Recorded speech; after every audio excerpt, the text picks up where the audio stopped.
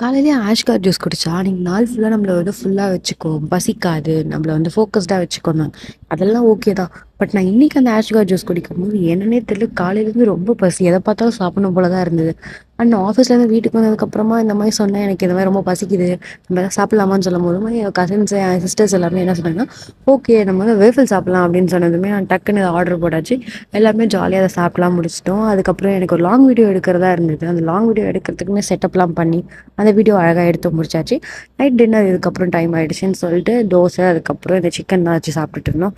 இது முடிச்சதுக்கப்புறம் நான் காலையில் ஆர்டர் வந்தது நிறைய, நான் ஓப்பன் பண்ணாமல் இருந்தேன். ஓப்பன் பண்ணி பார்த்தா நாங்கள் ஒரு ஸ்மால் பிஸ்னஸ், எங்களுக்கு ரிவ்யூ கொடுங்கன்னு போட்டிருந்தாங்க. அண்ட் நான் கண்டிப்பாக இதுக்கு போய் ரிவ்யூ கொடுத்துருக்கேன் அன்னைக்கு.